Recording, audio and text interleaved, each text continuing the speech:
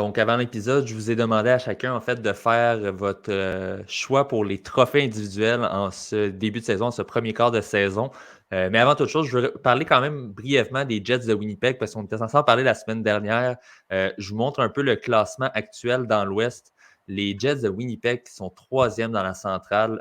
On s'entend avec la transaction de Pierre-Luc Dubois cet été, avec toutes les rumeurs entourant les problèmes de leadership dans cette équipe-là. Blake Wheeler, le capitaine qui quitte contre rien du tout. On ne savait pas trop vers où allaient s'enligner les Jets de Winnipeg. Et finalement, on connaît un début impressionnant en étant seulement à 4 points des Stars de Dallas au sommet de la division. Luc, peut-être pour commencer, es-tu étonné de voir les Jets performer autant? Je pense qu'on est étonné parce qu'on se disait avec le départ de Pierre-Luc Dubois, ça allait faire mal. Moi, je ne pense pas. Je me dis à un moment donné, dans l'Ouest, à part les Canucks, s'il y a une équipe qui ne marche pas, il faut bien qu'il y en ait une deuxième qui fonctionne.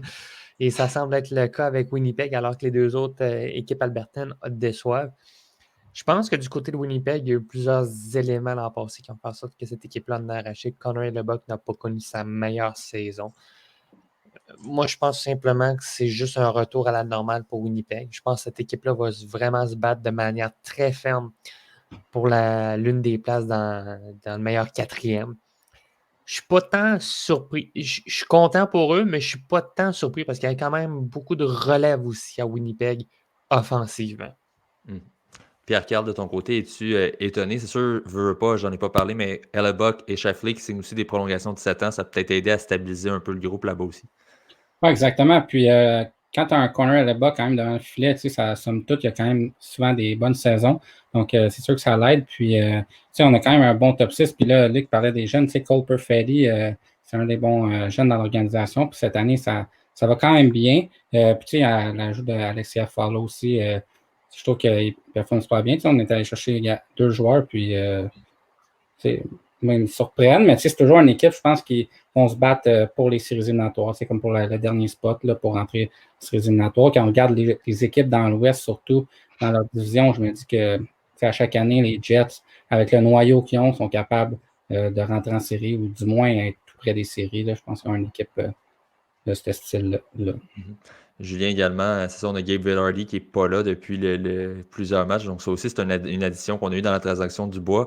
Et on semble justement voir, si on veut, un rajeunissement très, très rapide qui s'est effectué là, cette année.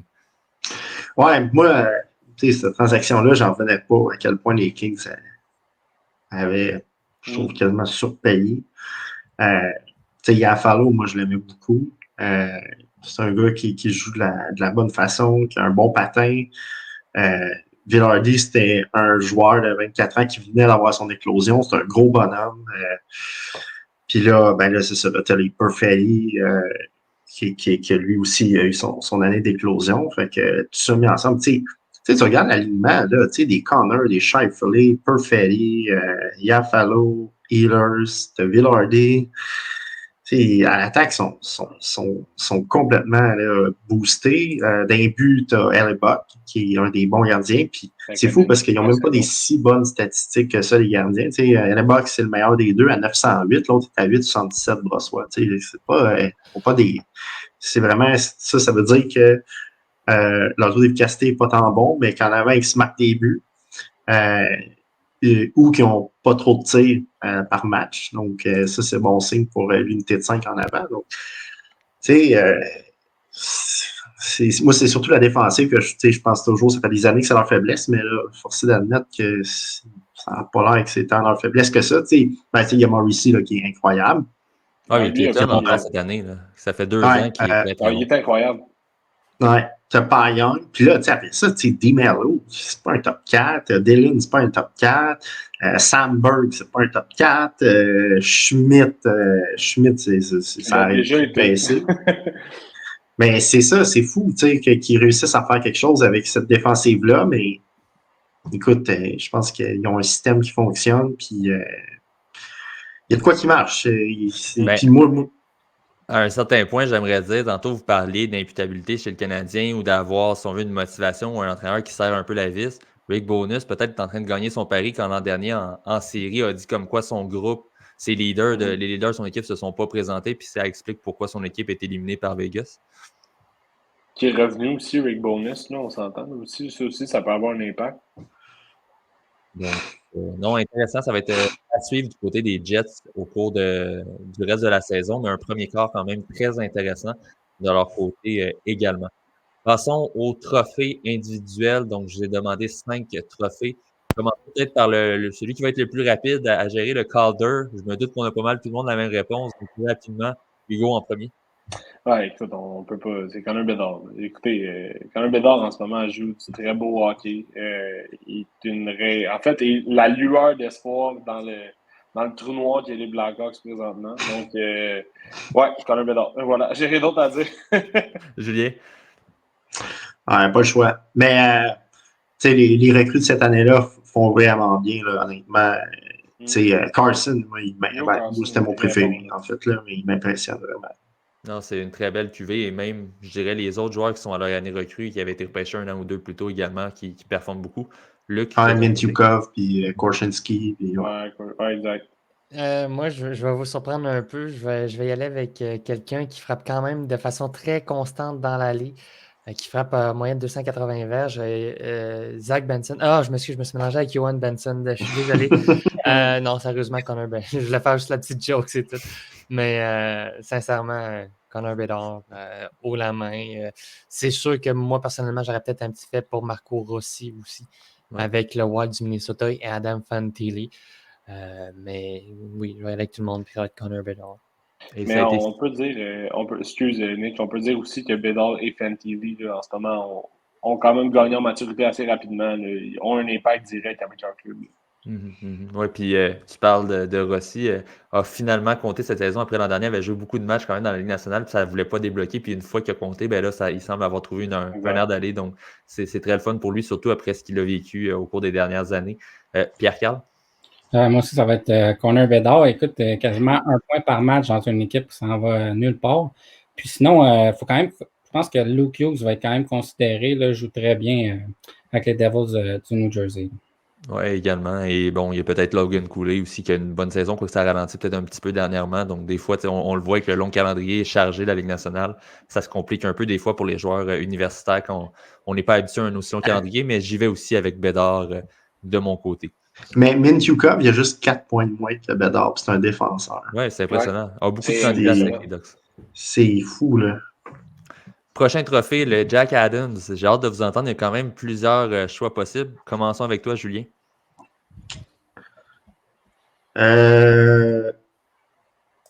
Voyons. Hey! Je suis pas...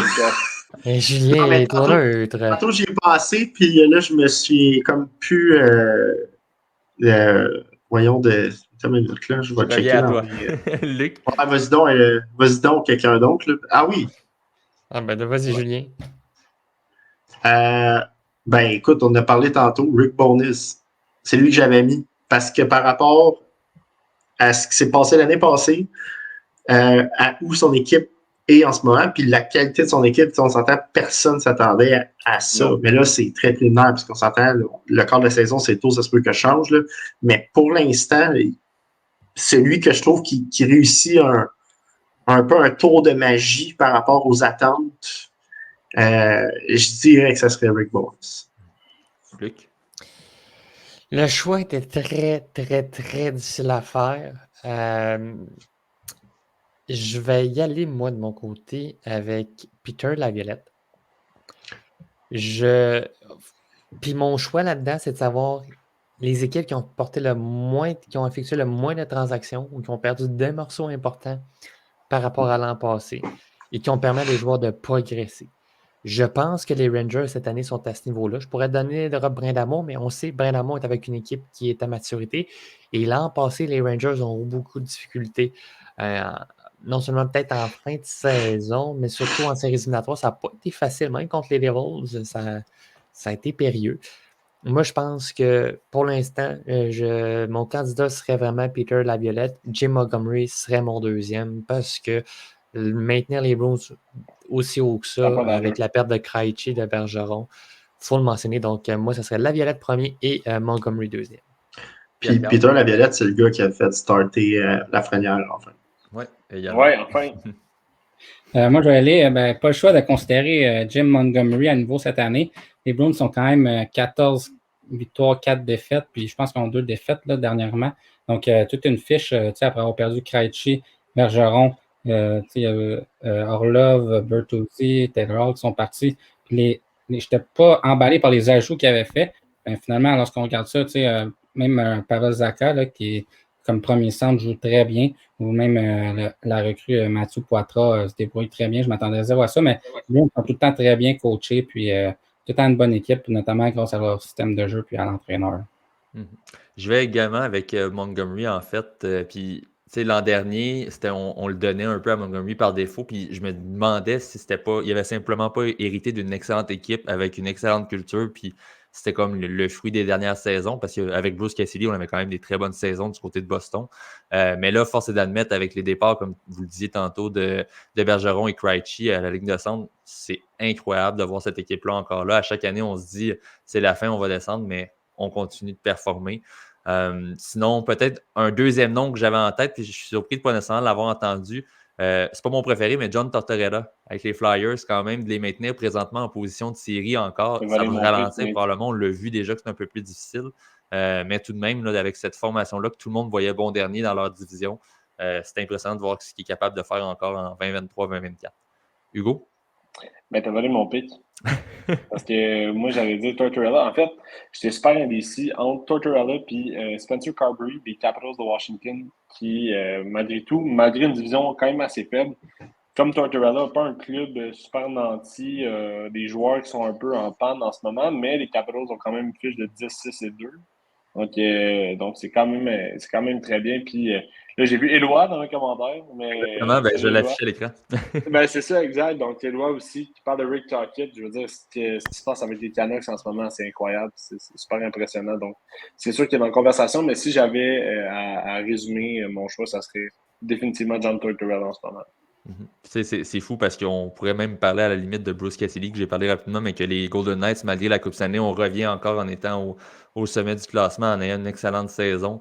Il y a plusieurs entraîneurs qui pourraient se mériter l'honneur. J'ai bien hâte de voir en cours de saison comment ça va se poursuivre, mais ça risque d'être quand même une lutte assez serrée cette année par rapport à l'an passé, comme je le disais, où Montgomery était le candidat par défaut vu la saison record des Bruins. Prochain trophée, le trophée Vizina, donc pour le meilleur gardien de but. À ton tour de commencer, Luc, qui, selon toi, est le récipiendaire du Vizina pour le premier quart de saison? Écoutez, sincèrement, là, je trouve les gardiens de but cette année, c'est. Je m'excuse, je vais le dire comme ça, là. C'est un peu pas le même. Tu vas avoir 2-3 équipes qui vont ressortir avec des choix clairs. Là. Je vais donner par exemple à Shesterkin ou encore. Même je trouve que Jonathan Quick fait un excellent retour. Là, on ne l'a pas. Vegas a refusé de le faire jouer. Ils l'ont préféré. Ouais. Ils ont préféré Adam Hill à Jonathan Quick. Moi, personnellement, j'aurais tendance à dire vraiment. Bobrovsky, il nous a déçus. Il y a des bonnes stats en début de saison. Ça n'a pas l'air facile, là. Honnêtement, j'ai zéro fun à choisir ça. Là. Juste parce que ça ne me tente pas de nommer un joueur de Vegas, je vais dire par exemple. Je vais dire Cam Talbot qui a l'air à surprendre, qui a l'air de sortir d'une boîte il est incroyable en ce moment, de Cracker Jack. Puis tu es en train de demander, voyons, il était-tu au Minnesota avant ou il était à Ottawa? Il était à Ottawa avant. Fait que là, t'es comme, voyons, c'est une vraie farce. Là. Fait que tu démontres juste à quel point, honnêtement, Cam Talbot serait un de mes candidats, là, mais quoi qu'il serait pas loin derrière, même s'il a juste joué 8 matchs. Ce qui est intéressant, tu parlais qu'on a préféré Hill à Jonathan Quick, mais présentement, dans la Ligue nationale, le meilleur pourcentage d'arrêt et la meilleure moyenne d'efficacité, c'est Eden Hill, jusqu'à maintenant, depuis le début de la saison. Eden Hill, une excellente saison. l'équipe. C'est ça, merci. Mais tout de même, est premier dans les deux catégories. Pierre-Carl? Je pense que ce trophée-là, de plus en plus, là, dans la Ligue nationale, il y a des buts qui se marquent. Donc, les moyennes des goalers, on dirait que ça va être un peu plus élevé, mais il y en a tout le temps 2-3, mettons, qui vont se démarquer. Cette année, j'ai beaucoup à date entre Demko et justement Adam Hill. Là. Demko est quand même deuxième. Demko est impressionnant. Il joue beaucoup de parties. Puis il est très impressionnant. Le deuxième pour les victoires, c'est sûr qu'il joue beaucoup, mais il y a déjà 2 jeux blancs, il y a 11 victoires quand même en 16 parties. On ne s'attendait pas à ça des Canucks. Puis c'est en partie à cause de Demko également. Donc je pense que lui, tu as considéré. J'y vais également avec Demko et je ne m'étendrai pas parce que j'ai l'impression qu'Hugo va aussi parler du gardien des Canucks. Non, du même tout, pas. en fait. Du tout. Je peux Vas-y. Moi, en fait, les boys, je vais vous lire sa ligne de stats parce que je trouve ça assez impressionnant. Moyenne de 2,49, pourcentage d'arrêt de 924, un blanchissage avec 8 victoires, 3 défaites en 12 départs. Je parle ici d'un gars qu'on parle jamais, qu'on considère jamais parce qu'on dirait qu'il blow up cette année, mais c'est Connor Ingram des Coyotes de l'Arizona. OK? En ce moment, il est excellent. Il est dans le top 5 du meilleur pourcentage en fait, du ratio but alloué contre tir. Je ne sais jamais comment bien identifier cette catégorie-là. Mais Connor Ingram est très, très fort en Arizona présentement et fait un peu tourner des têtes parce qu'on n'a jamais vraiment laissé une chance. Là, on lui a jamais laissé une chance. Tu te retrouves en Arizona où tu n'as pas vraiment le choix de garder les buts parce qu'on n'a pas d'autres gardiens. Puis finalement, ça va extrêmement bien pour lui cette année. Dans une équipe des Coyotes qui sont en train de justement bâtir de quoi. Donc, ouais, Connor Ingram, là, c'est mon choix présentement. Julien? Moi, c'est Thatcher Demko. Ingram, c'est vrai que c'est un très bon choix. La raison pourquoi je ne prends pas Hill ou Talbot, c'est que pour moi, Hill, il bénéficie de la meilleure défensive de la ligue, puis Talbot de la meilleure ligne de centre, puis du core, puis c'est deux équipes qui laissent pas grand-chose passer, pas des chances 1, tandis que Demko, pour avoir écouté quelques matchs, écoute, des highlight saves, il y en avait 2-3 par game au début de l'année, là, c'était hallucinant. Là. Fait que pour la prestance globale puis le nombre de buts sauvés, que je suis pas mal sûr qu'il est dans le top de la ligue, je vais y aller avec Demko. En plus, évidemment, c'est la moyenne d'efficacité et compagnie. Mais Connor Ingram, honnêtement, c'est même Talbot. Écoute, Talbot, 9,31, ça n'a aucun sens. 2,02. Ben, un certain point, c'est là qu'on voit ce que Luc a dit tantôt, comme quoi les gardiens de but sont un peu, leurs statistiques sont faussées en fonction de l'équipe. Puis, on l'a vu au cours des dernières saisons, c'est pratiquement toujours l'équipe qui a le moins de buts accordés que le gardien de but va avoir le Vizina ou pas très loin. Donc, puis c'est pas nécessairement tout le temps à cause du gardien non plus. Là, on l'a vu dans les derniers récipiendaires. Disons que Ullmark a redescendu sur terre un peu là, cette année. Exactement. Prochain trophée, le Norris, donc pour le meilleur défenseur. Là, j'ai hâte de voir, j'ai l'impression que ça va être un duel à deux entre deux défenseurs. Pierre-Carl, pour commencer. Je vais aller avec Kel McCarr de justesse. Quinn Hughes aussi, il joue très bien. Mais Kel McCarr qui est aussi premier dans la Ligue nationale pour les plus et moins à plus 20 quand même. Il a quand même 32 points déjà en début de saison, mais je pense que Quinn Hughes a comme peut-être 2 points de moins. Là. Vraiment, c'est les deux meilleurs défenseurs. Mais je vais aller avec Kel McCarr. Je vais aller de mon côté avec Quinn Hughes pour le premier quart de saison, même si je me doute que ça risque de changer pour la suite. Mais non, a été vraiment impressionnant, longtemps mené par beaucoup les défenseurs pour le nombre de points, mais au-delà de ça, c'est son impact sur la patinoire et dans le vestiaire des Canucks. On l'a nommé capitaine en début de saison, puis il a vraiment pris un step cette année. Donc pour moi, Quinn Hughes est le défenseur de ce premier quart de saison. Hugo? Moi aussi, Quinn Hughes complètement a pris la ligne bleue en charge à Vancouver, le nouveau capitaine, un nouveau départ pour lui. On savait qu'il était bon offensivement. On lui reprochait quelques lacunes défensives en début de carrière, mais en ce moment, complet. Là. Puis, je veux dire, il a 33 points. Il a été premier marqueur de la Ligue. Je veux dire, c'est des chiffres d'Eric Carlson, mais en étant plus responsable défensivement. Et dans une équipe gagnante. Julien? Quinn Hughes. Luc va mentionner Romani aussi, mais je te laisse quand même y aller. T'es sur mute présentement, Luc. Très mute. Non, c'est même pas Romani aussi dans mes deux candidats. Moi, je vais y aller. Avec Noah Dobson, avec les Islanders de New York, qui est grandement considéré, qui avec Romanov fait partie de l'élite défensive à New York. Mais mon vrai candidat est... Il y a quelqu'un ici qui a énuméré, je pense, c'est toi, Nicolas ou Julien. Mon vrai candidat, c'est Josh Morrissey. Quand on parle de l'importance dans une équipe Et Dieu sait que je rêve d'avoir un Trophy Norris qui reconnaisse le talent défensif et non pas juste les calvasses de joie verte de points de Saint-Seigneur bout de garde. Qu'on puisse vraiment reconnaître le talent de défenseur. Pour moi, Josh Morrissey est vraiment le prototype de défenseur parfait, capable de s'appuyer offensivement, défensivement, et avec des défenseurs qui ne sont pas top-notch comme on peut avoir d'une certaine façon dans des marchés, dont Colorado. Moi, je vais à main levée avec Josh Morrissey. Il faudrait qu'il y ait 2 trophées quasiment pour les défenseurs. Tu sais, parce que d'un côté, c'est quand même assez impressionnant, un défenseur qui fait 90-100 points. Mais de l'autre côté, c'est vrai que défensivement, c'est pas toujours le meilleur défenseur qui fait autant de points. Tu sais, puis c'est plate que leur travail ne soit pas récompensé. Dernier trophée, le trophée Hart, puis ça aussi, je sens que ça va être difficile à déterminer. Je trouve qu'il y a quand même plusieurs candidats. Je vais me mouiller en premier. Je vais y aller cette année avec David Pasternak pour le joueur le plus utile. Meilleur pointeur des Bruins présentement, 12 points d'avance sur son plus proche coéquipier. Je trouve que dans les dernières saisons, on a peut-être pas assez considéré son apport aux Bruins dans le secteur offensif, évidemment. Mais là, avec les départs de Bergeron et Krejci, ses responsabilités sont encore accrues. Oui, c'est un ailier, donc peut-être, exemple, on le considère un peu moins pour ce type d'honneur parce qu'on n'aura peut-être pas les mêmes responsabilités qu'un joueur de centre, mais quand même, je vais y aller avec Pasternak. J'ai peut-être d'autres idées en tête, mais je vais vous laisser y aller en premier parce qu'évidemment, il y a quand même plusieurs candidats possibles. Hugo, de ton côté, qui est ton trophée Hart pour le premier quart de saison? Moi, j'ai resté dans la même division que toi, Nick. Moi, j'ai allé avec William Nylander. Je pense que Nylander, en ce moment, c'est un peu la bougie offensive des Maple Leafs. C'est sûr qu'on va considérer Matthews, Marner comme étant les choux de prédilection pour une poussée à l'attaque, mais William Nylander, ce qu'il fait en ce moment, c'est été capable de prouver je sais pas si vous avez vu un peu le Global Series, mais tout le support qu'il y a eu là, en Suède, c'est épouvantable.